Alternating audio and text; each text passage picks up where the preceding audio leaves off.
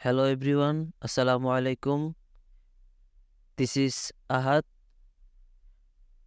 আপনারা দেখছেন graphics art YouTube channel. আজকে আপনাদের সাথে নতুন একটি বিষয় নিয়ে আলোচনা করব, সেটি হচ্ছে অ্যাডোবি ইলাস্ট্রেটরে কিভাবে কোনো ডকুমেন্ট ওপেন করতে হয় বা পেজ সেটআপ করতে হয়। প্রথমেই বলে নেই, অ্যাডোবি ইলাস্ট্রেটর হচ্ছে ভেক্টর জাতীয় কাজ নিয়ে, আর অ্যাডোবি ফটোশপ যেটা, ওটা হচ্ছে রাস্টার ইমেজ জাতীয়। ভেক্টর ইমেজ কখনো ফাটে না, যতই জুম করা হোক ওইটার কখনো কোয়ালিটি লুজ হয় না। কিন্তু রাস্টার ইমেজ জাতীয় যেগুলা ফটোশপে, ওগুলা জুম করার সাথে সাথে ওইটা ফেটে যায়। কিন্তু অ্যাডোবি ইলাস্ট্রেটর সর্বোচ্চ 64,000 পর্যন্ত জুম করা যায়, কিন্তু সামান্য বিন্দু পরিমাণ পর্যন্ত ফাটে না। তো প্রিন্ট ডিজাইনের ক্ষেত্রে এই জিনিসটা খুবই জরুরি, এই কারণে অ্যাডোবি ইলাস্ট্রেটর ব্যবহার করা হয়। তো শুরু করা যাক। এখানে কয়েকভাবে পেজ নেওয়া যায়, কিছু রেডিমেড দেওয়া আছে, ওগুলা দিয়ে শুরু করা যায়, অথবা ম্যানুয়ালি করা যায়। এখানে দেওয়া আছে ফাইল, এখান থেকে নিউতে গিয়েও দেওয়া যায়, তারপরে new from template, readymade template এরকম দেওয়া থাকে, অথবা ক্রিয়েট নিউ এখান থেকেও করা যায়। তো আমরা ক্রিয়েট নিউতে ক্লিক করলাম। ক্লিক করার পর এখানে মোর সেটিংসে ক্লিক করি।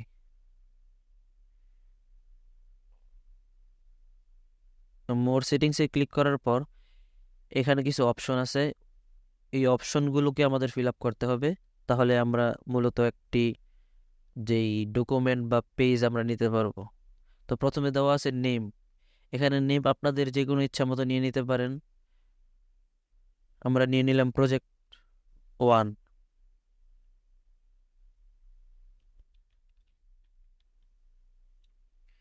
তারপরে এখানে আছে প্রোফাইল। প্রোফাইলের ক্ষেত্রে আমাদের বিভিন্ন সময় বিভিন্ন রকমের প্রোফাইল দরকার পড়ে, যেরকম প্রিন্ট। এটা যদি আপনার প্রিন্ট করা হয় তাহলে অবশ্যই আপনি প্রিন্ট নেবেন, আর প্রিন্টের ক্ষেত্রে অবশ্যই সিএমওয়াইকে মুড, কালার মুড থাকতে হবে। কারণ হচ্ছে প্রিন্টের ক্ষেত্রে প্রিন্ট যেই মেশিনটা, ওটা মূলত আমাদের সিএমওয়াই কে এই কালারটা চিনে। আর ওয়েবের ক্ষেত্রে আসে আরজিবি কালার। তো আমরা যে অ্যাডোবি ইলাস্ট্রেটর মূলত প্রিন্ট ডিজাইন বেস বা ভেক্টর বেস, তো এই কারণে আমরা সচরাচর প্রিন্ট নিয়েই কাজ করি। তো এখানে আমরা প্রিন্ট দিলাম।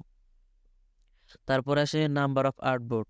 এখানে নাম্বার অফ আর্টবোর্ড আপনি কয়টি পেজ নিতে চান, এখানে একটি নিলে একটি, আর এখানে যদি একটির বেশি নিতে চান তাহলে ওইটা সংখ্যাটা দিবেন। যেরকম আমরা 4টা বা 5টা নিলাম, আচ্ছা 5টা নিলাম। নেওয়ার পর এখানে দেখেন কিছু ওরিয়েন্টেশন দেখাইছে, এখানে কিভাবে আমরা সাজাবো। যদি এটাই ক্লিক করি তাহলে লেফট থেকে রাইটে যাবে, তারপরে নিচে, তারপরে আবার লেফট থেকে রাইট, এভাবে। আর যদি তারপরেরটাই ক্লিক করি তো প্রথমে আপ থেকে ডাউন, তারপরে আবার রাইট সাইডে আপে চলে যাবে, তারপর সেখান থেকে আবার ডাউন। এটাতে হচ্ছে লেফট থেকে ধীরে ধীরে রাইটে চলে যাবে, আর এটা হচ্ছে সরাসরি উপর থেকে নিচে একটার পর একটা মূলত পেজ চলে আসবে।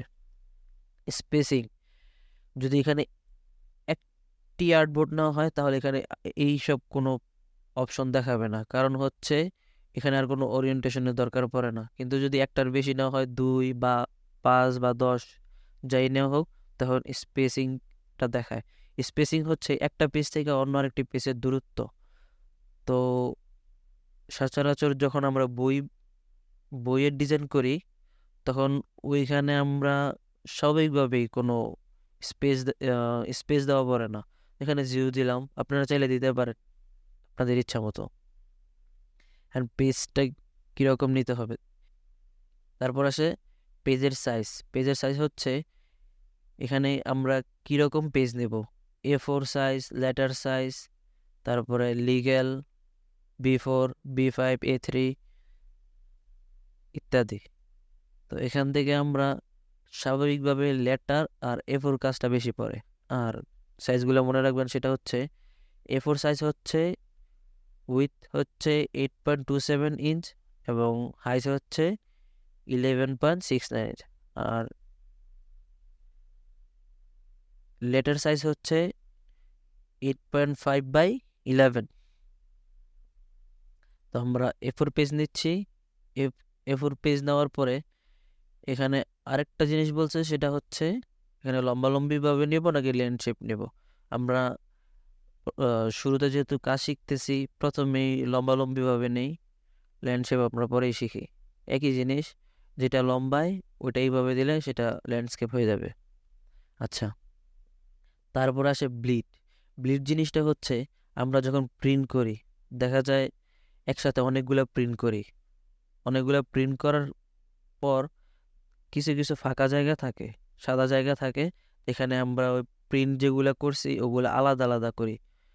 তো আলাদা আলাদা করার জন্য ব্লিড এরিয়া আপনারা কতটুকু দিবেন ওটা আপনাদের নিজের ইচ্ছা মতো। তো প্রিন্ট করলে তখন আর মেইন যেই ডিজাইন ওইটার ভিতরে পড়বে না, এটার জন্য আমাদের ব্লিড এরিয়া মূলত দরকার। তো আপনাদের ইচ্ছার মতো নিতে পারেন। আমি এখানে সবসময় 0.125 নিয়ে কাজ করি।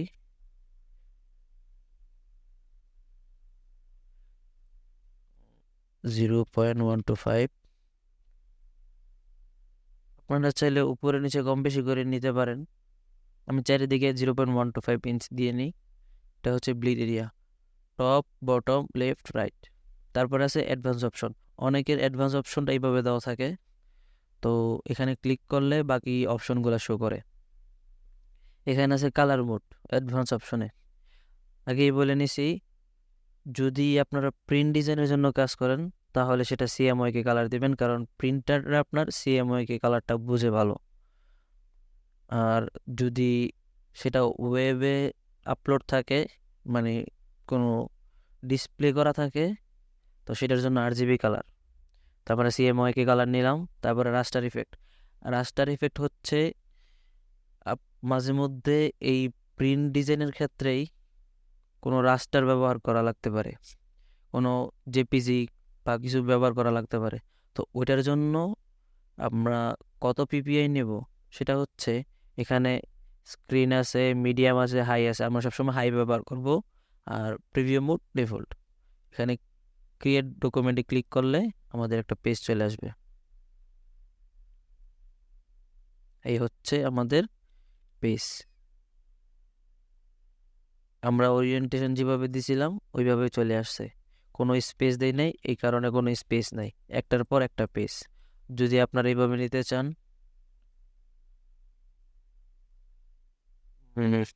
মোর সেটিংস, এখান থেকে এভাবে দেওয়ার কারণে অ্যারেঞ্জ বাই রো, রো আকার দেওয়ার কারণে এভাবে চলে গেছে। যদি এইভাবে দেই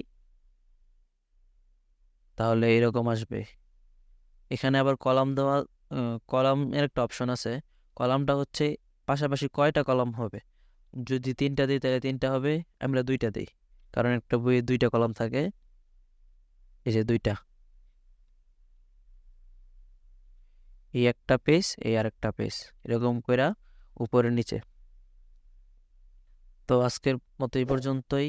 যদি ভিডিও ভালো লেগে থাকে তাহলে সাবস্ক্রাইব করবেন আর বেল আইকনে ক্লিক করে রাখবেন।